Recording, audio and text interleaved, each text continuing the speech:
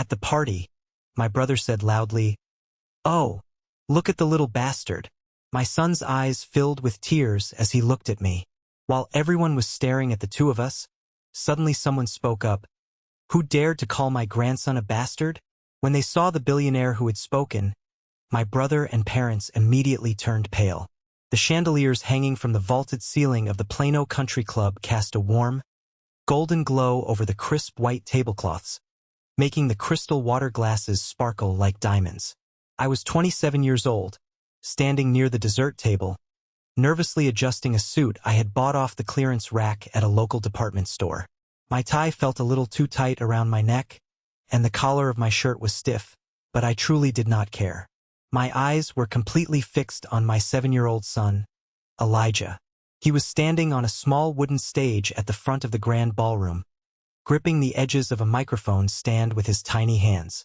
He wore a navy blue blazer, neatly pressed khaki pants, and a small red tie. Today was his day. Today was the day he was being recognized for winning a full-ride academic scholarship to one of the most prestigious, expensive private schools in the entire state of Texas.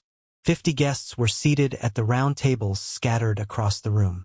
We had school board members, wealthy donors, strict teachers, a couple of local news reporters with their cameras ready, and my entire side of the family. Elijah cleared his throat. He looked down at his slightly wrinkled index cards.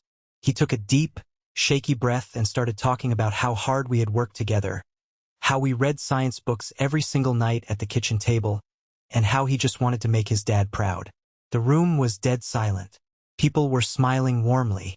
I could see some of the older teachers wiping tears from their eyes. I felt a massive, heavy weight lifting off my tired shoulders. 8 years of grinding, of scraping by, of fighting the world just to give this kid a fighting chance, was finally paying off in this beautiful moment. Then, the sharp, piercing screech of microphone feedback ripped through the speakers, making everyone flinch. I snapped my head toward the family table. My older brother, Matthew, 30 years old and dressed in a custom-tailored silk suit, was standing right by the DJ booth.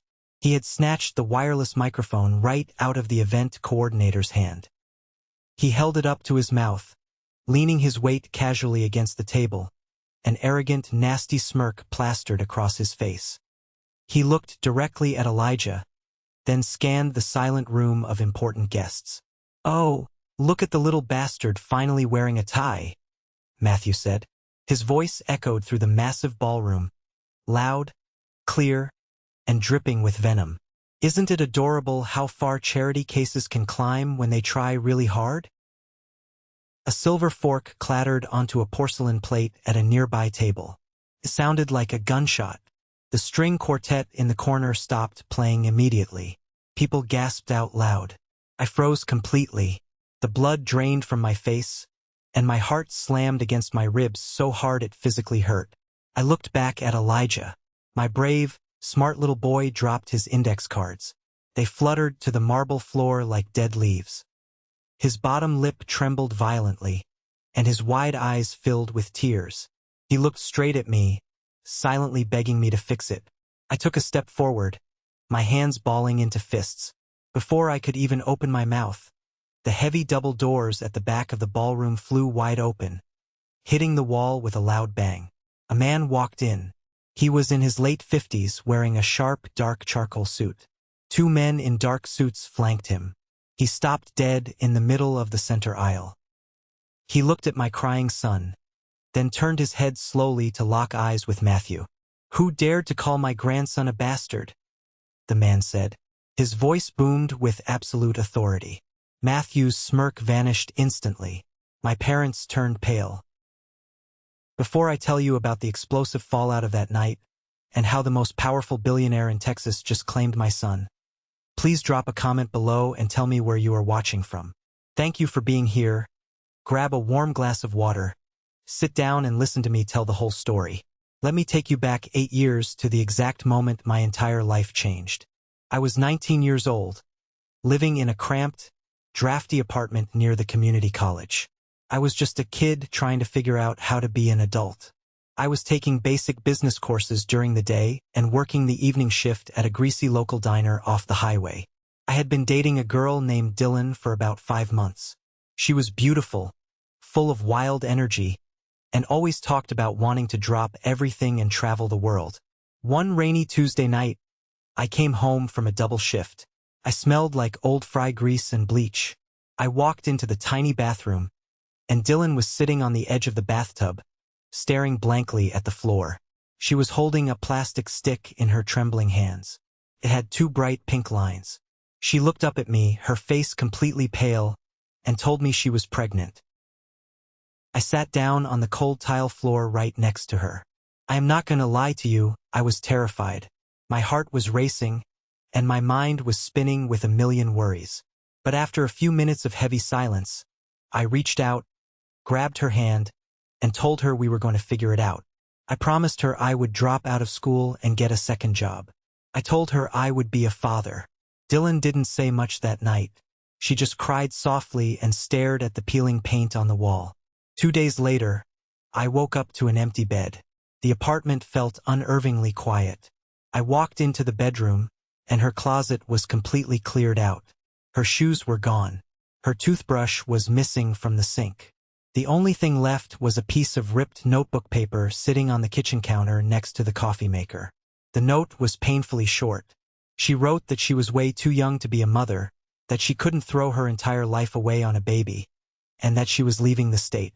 She explicitly told me not to look for her.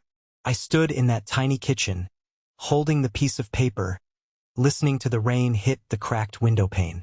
I dialed her phone number immediately, but it went straight to a generic disconnected message. She had changed her number. She wiped all her social media accounts. She vanished into thin air. I was 19, completely alone, and about to be a single father. I didn't know the first thing about babies. I barely had enough money in my checking account to cover the next month's rent, let alone buy a crib, diapers, or start a college fund. But when I looked at the small, grainy ultrasound picture she had left behind on the table, something deep inside me shifted. I made a silent promise right then and there. I wasn't going to run away like she did. I was going to step up. I was going to give this unborn kid a life, even if it killed me. I knew I couldn't navigate this entirely on my own, so I swallowed my pride and drove to my parents' house. They lived in an upscale, gated neighborhood in Frisco. I parked my beat-up sedan in the pristine driveway right behind my dad's brand-new luxury SUV. I walked up the brick steps and into the grand living room. My dad, Joseph, was sitting in his expensive leather recliner, nursing a glass of scotch and reading a financial magazine. My mom was sitting on the sofa, aggressively flipping through a catalog. My older brother, Matthew, was lounging on the love seat, scrolling mindlessly through his phone. Matthew had always been the golden child of the family. He got the brand new cars on his birthdays, the fully paid expensive university tuition, and the constant showering praise. I was just the quiet, average younger brother who faded into the background. I stood nervously by the glass coffee table. I took a deep, shaky breath and just let it all out. I told them everything. I told them Dylan was pregnant, that she had completely run away, and that I was going to keep the baby and raise it myself. I told them I just needed a little bit of help, maybe just a temporary place to stay in the guest room while I saved up enough money for a better apartment. The large living room went completely, uncomfortably silent. My dad slowly lowered his magazine. He took off his reading glasses and stared at me like I was a disgusting stranger who had tracked mud onto his expensive rug. His face turned a deep, angry shade of red. He stood up abruptly, pointing a stiff finger directly at my chest. He yelled that I was an absolute disgrace. He told me I was throwing away my life for a stupid, reckless mistake. Matthew sat up straight, shaking his head with a look of pure disgust on his face. "You're going to completely ruin the family name, Mason," Matthew said, his voice dripping with venom and condescension. "Dad has a serious reputation in this town. You think his wealthy business partners want to hear that his teenage son is having an illegitimate kid? You're putting my future inheritance at risk with your absolute stupidity." I looked over at my mother, silently begging her with my eyes to step in, to say something, anything to defend me. She just looked away, picked up her catalog, and pretended not to hear the screaming. My dad stepped closer to me, his breath smelling of scotch. He told me that if I went through with keeping this child, I was officially no longer his son. He said he would not spend a single dime of his hard-earned salary on a bastard child. He pointed a shaking finger to the front door and told me to get out of his house immediately. I didn't argue. I didn't yell back. I just turned around and walked out the door. The very next day, I drove back to try and grab some thick winter coats I had left in my old bedroom closet. My silver key wouldn't turn in the lock. They had changed the deadbolts. I stood on the concrete porch, feeling the cold Texas wind hit my face, realizing my own flesh and blood had discarded me just to protect their perfect image. The next few years of my life were an absolute blur of physical pain and mental exhaustion. I officially dropped out of community college and managed to get a full-time job at a massive, bustling logistics warehouse in Dallas. I worked directly on the loading docks. It was brutal, backbreaking physical labor. In the middle of the unforgiving Texas summers, the inside of that metal-roofed warehouse felt like an industrial oven hitting 105 degrees. I worked double shifts constantly, sometimes pushing 14 hours a day, stacking heavy cardboard boxes, wrapping pallets, and driving forklifts until my vision blurred. I rented a tiny, dingy one-bedroom apartment on the rougher side of town, where the sirens wailed all night. When Elijah was finally born, he was the most beautiful thing I had ever seen in my entire life. But the harsh reality of being a single teenage dad hit me like a freight train. I survived entirely on cheap black coffee and instant ramen noodles. I scoured the local stores to buy his diapers in bulk only when they went on clearance. My only saving grace during those dark years was an older guy at the warehouse named Luke. Luke was a big, tough guy with a thick beard, but he had a massive heart. He noticed me sleeping in my hot car during my short 30-minute lunch breaks because I was too tired to eat.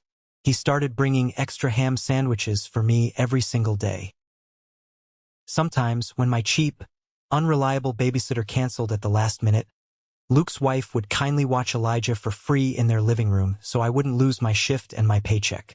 Luke taught me how to stretch my meager salary, how to budget every single penny, and how to stay sane when the pressure felt crushing.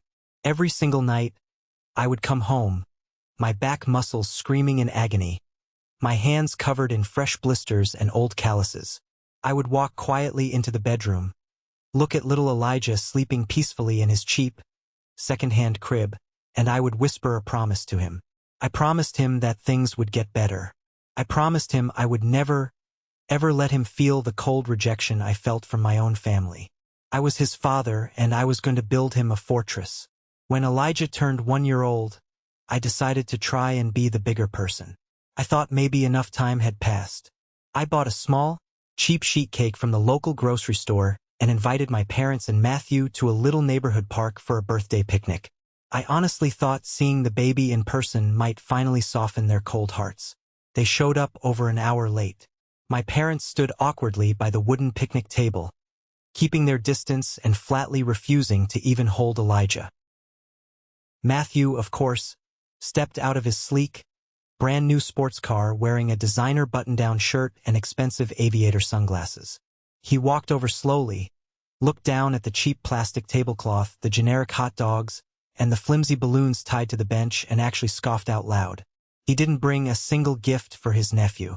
Instead, he pulled out his expensive smartphone and started taking pictures of the sad little setup. I caught him whispering maliciously to our aunt, who had also shown up out of sheer curiosity. He was telling her that I was clearly living on government welfare, that I was dragging the prestigious family name down into the mud, and that it was an absolute tragedy this poor kid had to grow up in a trailer park environment. I bit the inside of my cheek so hard I tasted copper blood. I didn't say a single word because I desperately didn't want to ruin my son's first birthday. When Elijah turned 3, I saved up for months to rent a small, colorful bounce house for the backyard of the duplex I had finally managed to move us into. Once again, I extended an olive branch and Matthew showed up. This time, he brought his flashy new girlfriend. He spent the entire 2 hours bragging loudly to anyone who would listen about his fancy new job title, making sure every relative knew he was pulling in 6 figures while I was still sweating at a dirty warehouse. He looked over at Elijah, who was running around happily with chocolate cake smeared on his face, and said loud enough for me to hear, "It's a real shame he doesn't have a mother, or a real father who can actually afford to take care of him properly." I finally snapped and quietly asked Matthew to leave the property. He just laughed a cruel, mocking laugh, tossed a crumpled $20 bill onto the patio table like he was tipping a bad waiter, and walked out. That was the defining moment I realized Matthew didn't just look down on me. He actively enjoyed watching me suffer. By the time Elijah was 5 years old, things were finally starting to look up for us. I had worked my way up the ladder at the warehouse through sheer grit and determination. I was officially promoted to a shift lead, making substantially better money, and I finally had solid health insurance for my son. I managed to finance a reliable used car and moved us into a safe, quiet, tree-lined neighborhood in Plano. I even started putting away $50 every month into a dedicated college fund for Elijah. People in our extended family started noticing that I wasn't the total, abject failure my dad had loudly predicted I would be. A few aunts and uncles actually started calling me on holidays again, praising me for stepping up and being a real man. Matthew absolutely could not stand it. The family's attention was slowly shifting, and the golden child felt like he was losing his precious spotlight. So, he suddenly developed a very serious, life-threatening medical condition. Out of nowhere, Matthew claimed he was suffering from severe panic disorder combined with mild heart failure. He started clutching his chest dramatically at family dinners, breathing heavily through his mouth, and acting like he was on the verge of collapsing into a coma. My parents panicked completely. They dropped everything and doted on him hand and foot. My mother started cooking him special, low-sodium meals, and my dad bought him an outrageously expensive mechanical massage chair to help his poor circulation. It was all a highly calculated, disgusting performance. Matthew had a best friend from his college fraternity days, a guy named Carter, who had just finished his medical residency at a local clinic. Dr. Carter was the one providing all the fake medical documentation. He wrote up official-looking diagnostic notes and prescribed mild beta blockers that Matthew never actually took. Matthew would deliberately show up to family gatherings with a bulky heart monitor strapped to his chest under his designer shirt. Whenever the conversation naturally shifted to Elijah doing well in kindergarten, or me getting a small raise, Matthew would suddenly gasp loudly, grab the edge of the dining table, and whisper weakly that he was having severe palpitations. The entire room would rush to his side in a panic. The subject would change instantly back to him.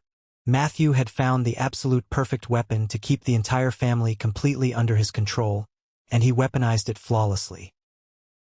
The fake illness soon started bleeding over and actively destroying my professional life.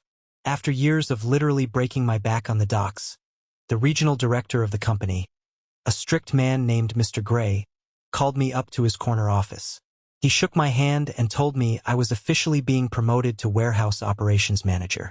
It came with a massive salary bump, better benefits, and my very own office. I was absolutely ecstatic. The company decided to throw a small celebration in the main warehouse break room on a Friday afternoon. They invited the families of the management team. I brought Elijah, dressing him in a nice little button-down shirt. I was so incredibly proud. I wanted my son to see his dad succeed after all the struggle. Mr. Gray was standing at the front of the crowded room, holding my new, shiny manager badge, giving a really nice speech about my years of dedication. Suddenly, the double doors of the break room swung open violently. Matthew stumbled into the room. He looked pale and was sweating profusely. He took 3 shaky steps, grabbed his chest with both hands, and collapsed right onto the hard concrete floor, knocking over a large catered tray of sandwiches. He started gasping wildly for air, rolling on the ground in apparent agony. Complete and utter chaos erupted. My coworkers rushed over in a panic. Someone yelled loudly to call 911. The ambulance sirens wailed into the warehouse parking lot just a few minutes later. The paramedics loaded Matthew onto a stretcher and rushed him out the doors. The celebratory party was completely ruined. The mood was dead. I had to leave my own promotion party early to follow the ambulance to the hospital. 2 days later, Mr. Gray called me back into his office. He looked incredibly uncomfortable. He sat me down and told me that while I was a very hard worker, the operations manager role required someone with a completely stable personal life. He said the dramatic incident at the party showed that I had way too much unresolved family drama and distraction to lead a large team. He officially revoked the promotion right there. I lost the massive salary bump I desperately needed. I walked out of that office feeling like I had been violently punched in the gut. Matthew had stolen my future right out of my hands. And when I confronted him later that night in his private hospital room, he just looked up from his phone, smirked and said, "Stress is really bad for my heart condition, Mason. Don't yell at me." A year after the promotion disaster, Elijah entered the regional science fair for first graders. He had spent weeks meticulously building a working model of a solar-powered water pump using recycled plastic bottles and small wires. We stayed up late every single night painting it, testing it, and making sure it worked perfectly. When the judges finally announced the winners in the crowded school gymnasium, Elijah won first place. He was handed a big blue ribbon and a small cash prize. A local newspaper photographer was there to take pictures of the winning students. I was standing in the very front row, holding my digital camera, literally crying tears of joy as my son smiled. Right as the camera flash went off, Matthew, whom my mother had forced to come along to support the family, suddenly clutched his chest and collapsed loudly against the metal bleachers. He started hyperventilating, making horrible choking noises.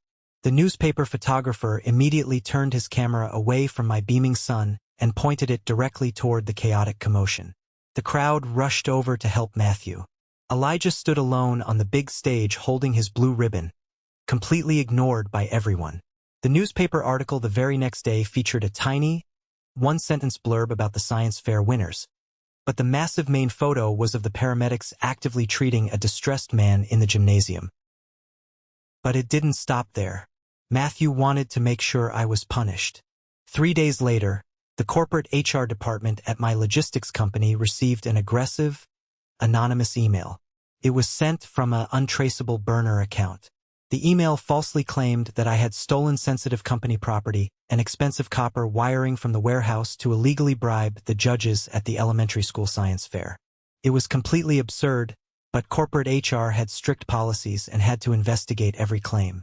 They suspended me without pay for 2 grueling weeks while they audited the entire warehouse inventory.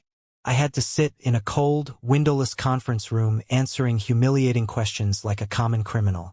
Even though I was eventually fully cleared of all charges, the damage to my reputation at work was severe. Coworkers looked at me differently. I didn't know it yet, but that vicious email was the beginning of the end for my brother. The final breaking point, the exact moment that pushed me completely over the edge into pure rage, happened at Elijah's school Christmas play. He had practiced for a month and had been chosen to play the lead role of the main shepherd. He was so excited he couldn't sleep for a week. I spent hours sewing a costume together for him. The school auditorium was packed wall-to-wall with parents. I sat proudly in the 3rd row. The heavy red curtain opened, and Elijah walked out confidently to the center of the stage, smiling brightly under the lights. He started saying his memorized lines perfectly. Then, right in the middle of his big solo speech, Matthew let out a loud, dramatic, theatrical groan from the back row. He stood up abruptly, knocked over his metal folding chair with a loud crash, and shouted that his chest was exploding. He dramatically fell to his knees right in the center aisle. My parents immediately started screaming for a doctor. Half the audience stood up in a panic, completely distracted from the stage. The play ground to a complete halt. The teachers rushed to the back of the room with a first aid kit. I looked back at the stage. Elijah was standing there completely alone under the bright spotlight. His little shoulders slumped down in defeat. He looked at the chaos in the back, then looked down at his small sandals. A single tear rolled down his cheek. He quietly turned around and walked off the stage. The entire play was ruined. That night, driving home in the cold, dark Texas winter, Elijah was dead quiet in the back seat of my car. We stopped at a red light near our house. I looked at him in the rearview mirror. He looked up at me with red, puffy, tear-stained eyes and asked in a tiny voice, "Dad, why does Uncle Matthew always get sick on my special days? Does he hate me?" My heart shattered into a million sharp pieces. I pulled the car over into a dark grocery store parking lot. I gripped the leather steering wheel so hard my hands shook uncontrollably.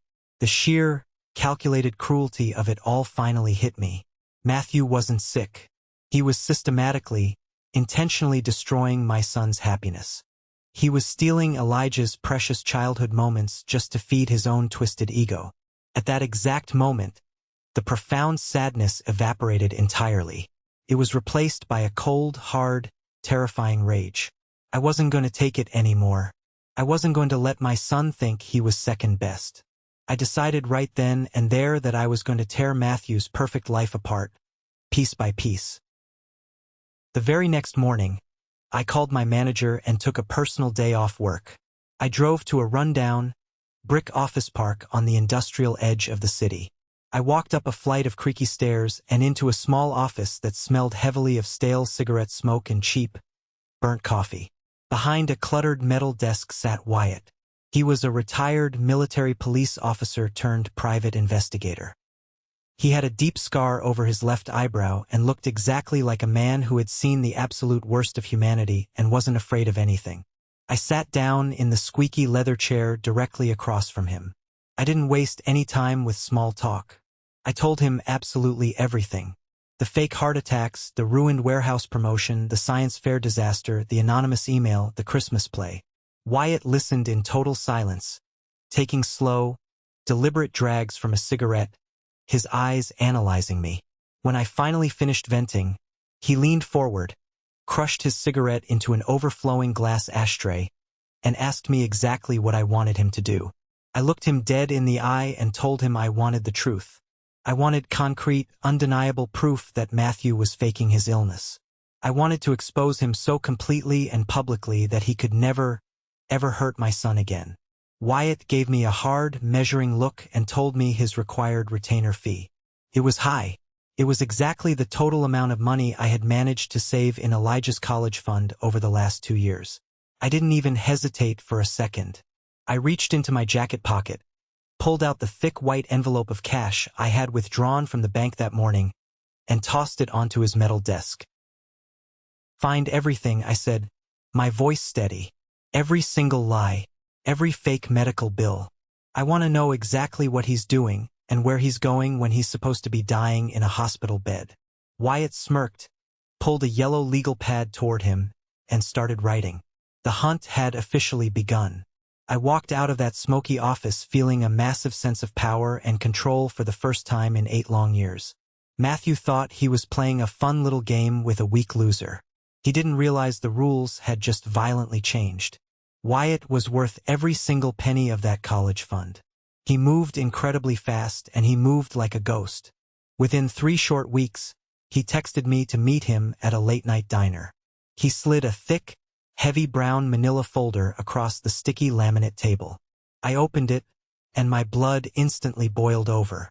The folder was filled with high-definition, time-stamped photographs and deeply buried financial records. Wyatt had successfully tracked Matthew during one of his supposedly severe, life-threatening heart episodes. Matthew had claimed to my weeping parents that he was rushing to the emergency room, leaving them panicked at home. The crystal-clear photos showed a completely different reality. Wyatt had pictures of Matthew walking out the employee back doors of the hospital, casually changing his shirt in the parking garage, and getting straight into a brand-new, jet-black Porsche 911. He wasn't sick. He was going to a high-end, exclusive nightclub downtown. There were detailed pictures of him drinking expensive whiskey, dancing under strobe lights, and laughing uproariously with his buddy, Dr. Carter. But the worst part wasn't the photos. It was the heavily redacted bank statements Wyatt had somehow legally obtained through a backdoor trace. Matthew had been secretly draining my parents' retirement accounts for years.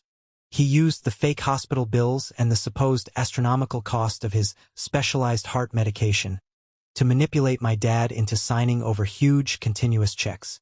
That massive inheritance my dad was so incredibly proud of? The money he adamantly refused to use to help his own struggling grandson?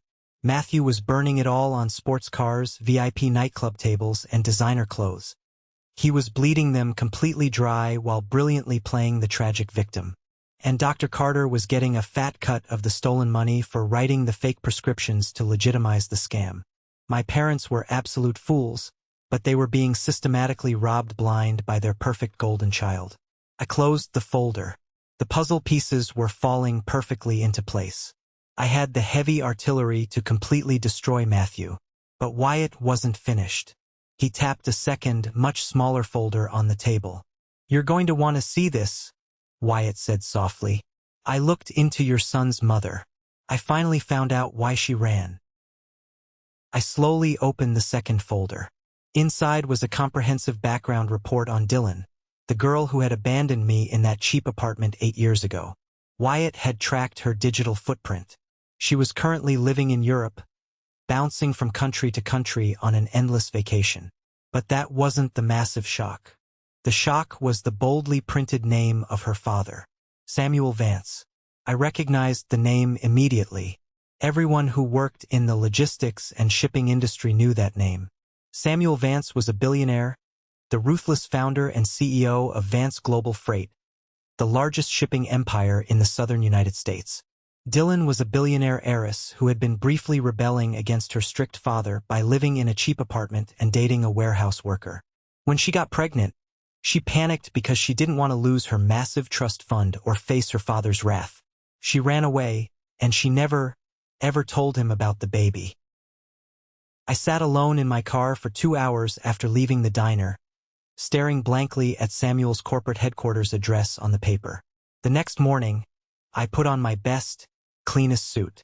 I drove straight to the massive glass skyscraper downtown. I confidently bypassed the front desk security and waited in the executive parking garage until I saw a silver Rolls-Royce pull into the VIP spot. When Samuel stepped out, surrounded by 2 massive security guards, I walked straight up to him. His guards immediately moved to intercept me, but I quickly held up a single photograph. It was a close-up picture of Elijah. Elijah has Dylan's exact, unmistakable green eyes. Samuel stopped dead in his tracks. He looked at the photo, his face turning pale, then looked up at me. I told him I needed exactly 5 minutes of his time, or I would walk away forever. We went up to his massive penthouse office. I laid everything out on his polished mahogany desk. I told him about Dylan, the pregnancy, and how I had raised his grandson entirely alone, working double shifts for 7 years.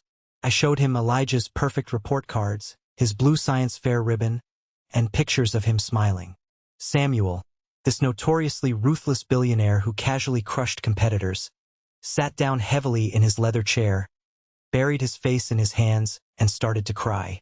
He wept bitterly for the years he had lost. He wept for the grandson he never even knew existed. When he finally composed himself, he looked at me with a terrifying, cold intensity. I told him about Matthew. I told him about the financial abuse, the sabotage, and the fancy country club party that was coming up. Samuel wiped his face, picked up his desk phone, and immediately called his elite legal team.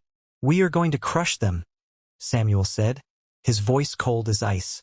"We are going to take absolutely everything they have." The ultimate trap was set. The heavy oak doors of the Plano Country Club ballroom slammed shut behind the men who had just walked in. The loud thud echoed across the silent room. Samuel Vance stood at the head of the center aisle. He wore a dark charcoal suit tailored perfectly to his broad shoulders.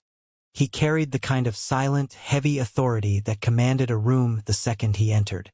2 massive men in dark suits stepped sideways, blocking the exit doors completely.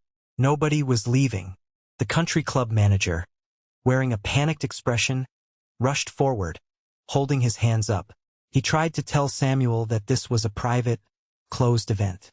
One of the security guards simply reached into his jacket, pulled out a thick leather wallet, and handed the manager a black business card. The manager looked at the card, looked up at Samuel, and instantly stepped backward against the wall, completely silent. Samuel didn't even look at the manager. His cold, piercing eyes were locked entirely on Matthew.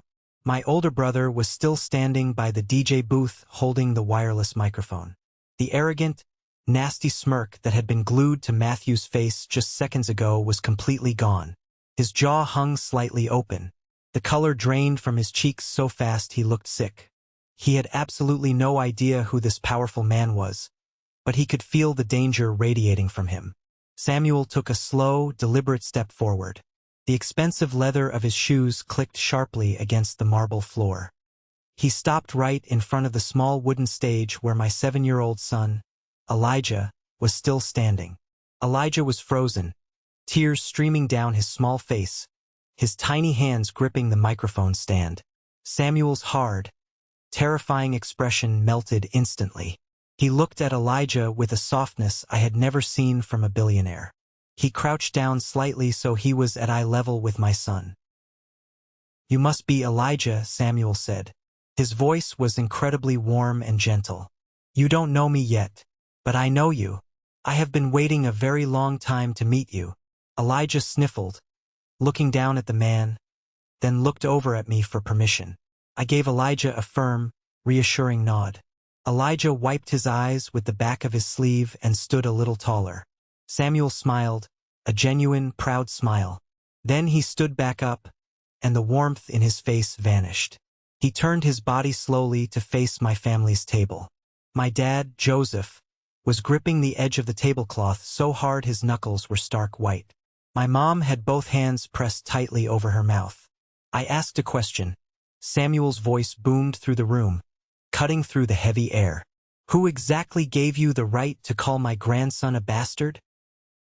Total shock rippled through the 50 guests. People leaned forward in their chairs. The school board members at the front table exchanged confused, wide-eyed glances. Matthew swallowed hard.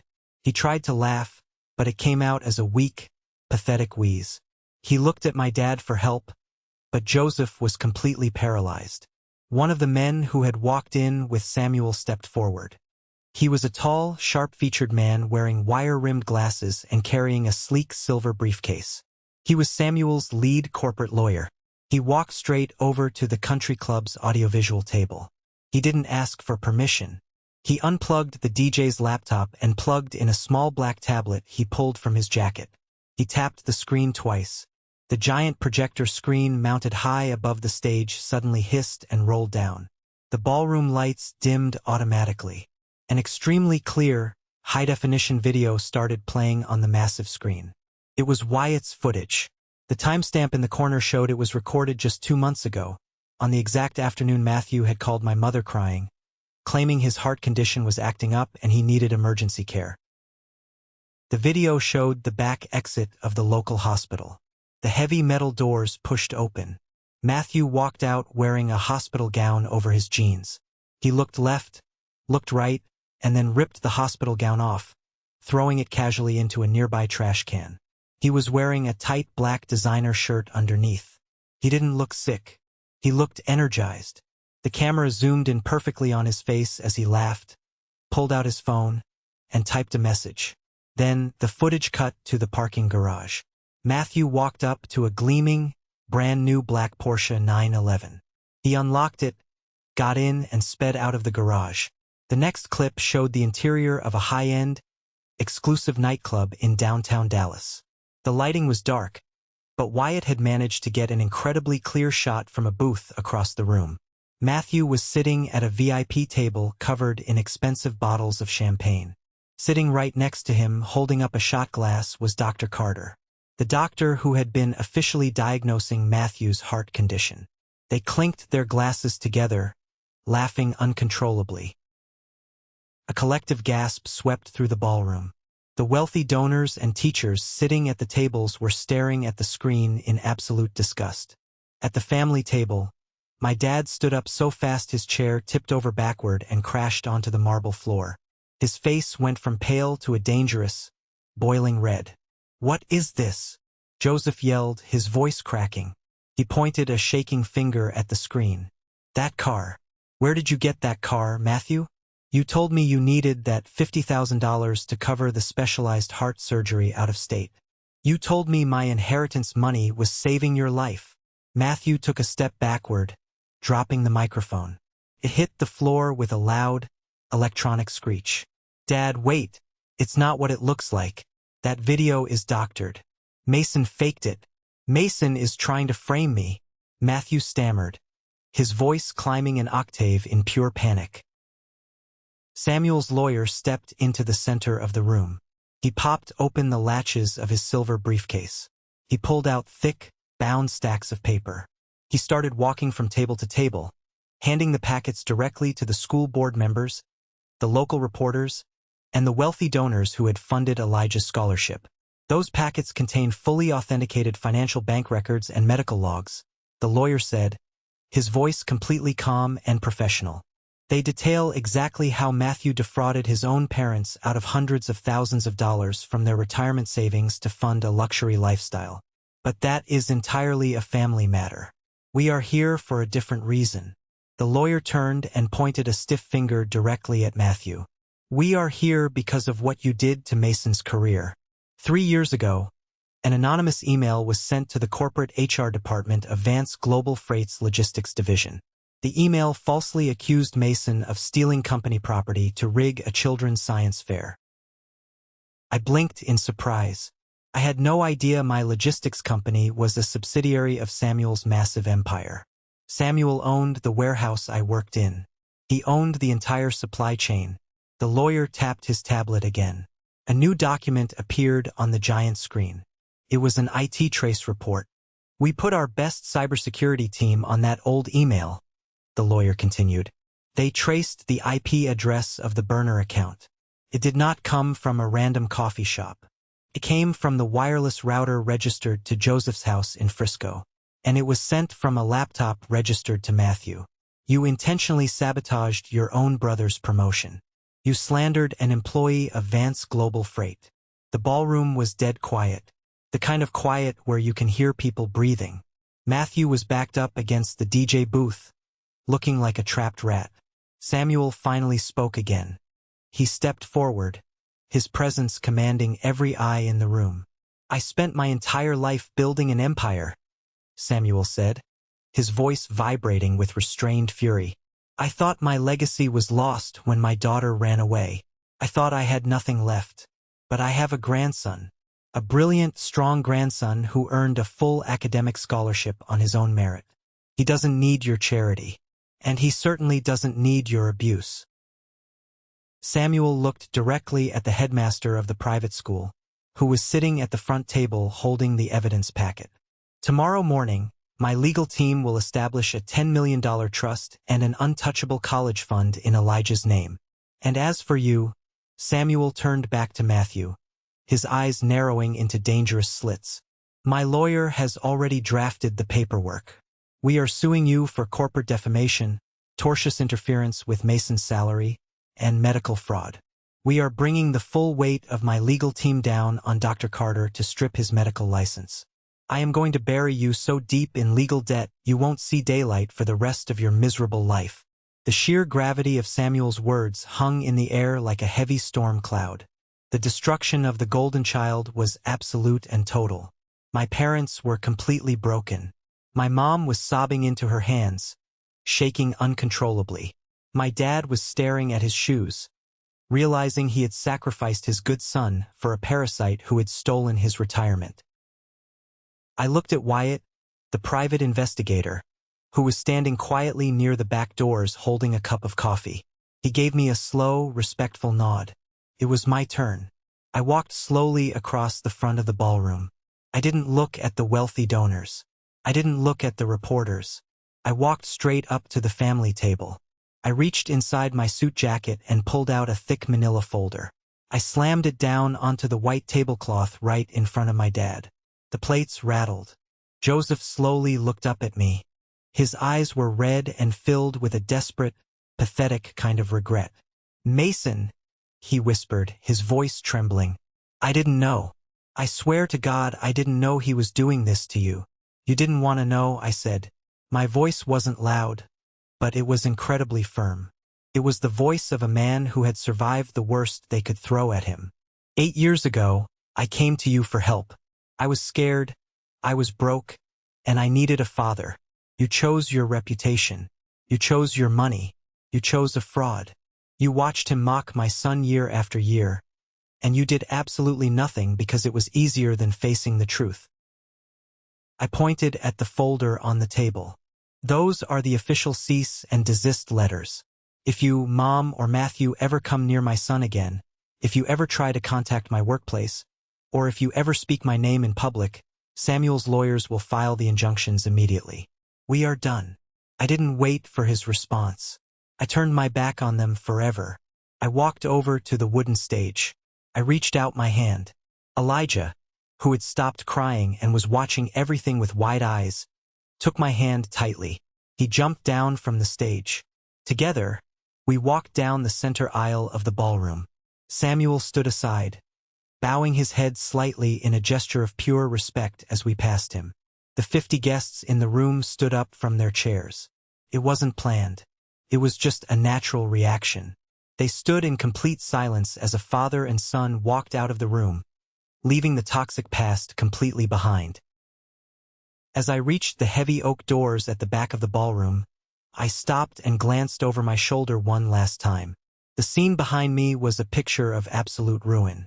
The carefully constructed facade of my family had been smashed into a million unfixable pieces. Matthew was no longer standing tall in his custom silk suit. He had completely broken down. He was gripping his hair with both hands, screaming at the top of his lungs. He was blaming Dr. Carter for convincing him to do it. He was blaming my dad for putting too much pressure on him to be successful. He was acting like a cornered animal, loudly projecting his guilt onto everyone else in the room. Nobody was buying it. The wealthy donors and the school board members were looking at him with expressions of pure, unadulterated disgust. But the image that truly cemented the reality of the situation was my dad. Joseph wasn't yelling. He wasn't defending his golden child. He was leaning heavily against the table, his face a terrifying shade of gray. He reached up and clutched his chest tightly. It wasn't a fake, theatrical panic attack like the ones Matthew had performed for years. It was the very real, physically crushing weight of a man realizing his entire life was a lie. He realized that the massive inheritance he had hoarded, the retirement money he had worked his whole life to save, was entirely gone, burned away in nightclubs and car dealerships by the son he had worshipped. He had traded his real legacy, a hardworking son and a brilliant grandson, for absolute nothingness. The country club manager finally stepped forward. He signaled to his staff. They started quickly and quietly clearing the dessert tables. The manager approached the family table and, in a very stiff, formal tone, informed my parents and Matthew that their presence was no longer welcome on the property and that security would escort them to the parking lot. The 50 guests didn't linger to gossip. The atmosphere was too heavy, too intensely real. They gathered their coats and their purses in silence and began filing out of the side doors, avoiding eye contact with my ruined family. Felt like walking away from a massive, tragic car crash. I turned back around, pushed the heavy oak doors open, and walked out into the cool Texas evening air with my son. The storm was finally over. 3 months passed since that explosive night at the country club. The fallout was incredibly fast and completely brutal. The legal hammer Samuel promised didn't just fall. It shattered Matthew's entire world. The corporate defamation lawsuit hit Matthew first. He tried to hire a fancy defense lawyer, but the moment the attorney saw the high-definition video evidence and the IT trace reports from Wyatt, he demanded a massive retainer fee up front. Matthew couldn't pay it. The bank swooped in 2 weeks later and aggressively repossessed the black Porsche 911 right out of his apartment complex parking lot. Shortly after that, the mid-level marketing firm Matthew worked for got wind of the pending medical fraud and extortion charges. They fired him immediately and had building security escort him out with his belongings in a cardboard box. He was blacklisted in the local corporate community. Last I heard from a mutual acquaintance, Matthew was working the overnight shift at a local gas station, driving a beat-up sedan, and facing years of crippling legal debt. Dr. Carter didn't fare any better. Samuel's legal team filed a massive, detailed complaint with the state medical board. When confronted with the club photos and the fake prescription logs, Carter panicked and tried to throw Matthew under the bus to save himself. It didn't work. His medical license was permanently suspended pending a full criminal investigation for prescription fraud. His entire career was dead before it even truly started. But the hardest hit landed on my parents. Joseph and my mother were forced to face the reality of the financial devastation Matthew had caused. They had to drain whatever tiny amount of savings they had left to hire a lawyer just to keep the bank from seizing their assets entirely. They were forced to put the big, beautiful house in Frisco on the market at a massive loss just to cover their immediate debts. The stress of the financial ruin and the intense public humiliation shattered their marriage. The screaming matches echoed through the empty house until they finally filed for divorce. The family name my dad cared so much about was completely dead in the water. It was worse than a funeral. It was a complete erasure of everything they thought made them important. While their world burned to the ground, my world finally stepped into the sunlight. Samuel Vance didn't just swoop in and disappear. He stepped up. He became a fixture in our lives. He didn't try to buy Elijah's love with expensive toys. He earned it with time. He showed up to Elijah's Little League baseball games in his tailored suits, sitting on the cheap aluminum bleachers and cheering louder than anyone else. He spent hours walking around the local park with Elijah, teaching him how to play chess and listening to him talk about science. One afternoon, Samuel invited me to his penthouse office. We sat across from each other, drinking coffee. He handed me a thick, legally binding contract. It wasn't a handout. It was a business proposal. He told me I knew the warehouse floor better than the executives sitting in the glass offices. He offered to bankroll a brand new, independent logistics and freight brokerage firm, with me as the majority owner and CEO. I didn't need to fight for a promotion anymore. I was going to be the boss. I signed the papers. Vance Mitchell Logistics was born. Within 2 months, I was dictating my own salary. I hired Luke, the older guy from the warehouse who had shared his sandwiches with me when I was starving, and made him my operations director. We moved out of the duplex and bought a beautiful, spacious home in a quiet, safe neighborhood with a massive backyard. On a warm Sunday afternoon, I stood on the back porch holding a cup of coffee. I watched Elijah running across the green grass, throwing a tennis ball for the golden retriever puppy Samuel had bought him. Samuel was sitting in a patio chair, laughing out loud as the dog tackled Elijah to the ground in a pile of wagging tails. Elijah looked up, his face covered in dog kisses, and yelled, "Look, Grandpa!" He caught it. Samuel beamed with absolute pride. I took a deep breath of the fresh air. The heavy, suffocating weight I had carried in my chest since I was 19 years old was completely gone. I had built the fortress I promised my son. When I look back at the last 8 years of my life, I realize something profoundly important. Something that changes the way you view the entire world. We are taught from a very young age that blood is everything. We are told that family is an unbreakable bond, and that you have to tolerate abuse, manipulation, and cruelty simply because you share the same last name. That is the biggest lie ever told. Blood does not make a family. Respect, loyalty, and unconditional love make a family. My parents and my brother shared my DNA, but they viewed me as a threat to their ego. They were willing to sacrifice my sanity and my son's happiness just to maintain an illusion of perfection. They proved that sometimes the most toxic people in your life are the ones who sit next to you at the Thanksgiving table. If there are any men watching this right now, especially young men who are facing down a mountain of responsibility that terrifies you, listen to me closely. Do not run away. Stepping up and taking responsibility for your life and your children is the hardest thing you will ever do. There will be days when your back is breaking, when your bank account is empty, and when you feel completely alone in the dark. But true strength isn't about being loud or showing off a fancy car. True strength is quietly doing the brutal, exhausting work every single day when nobody is clapping for you. Keep your head down. Keep grinding. Protect your kids from the people who want to tear them down, even if those people are your own parents. Because one day the storm will break.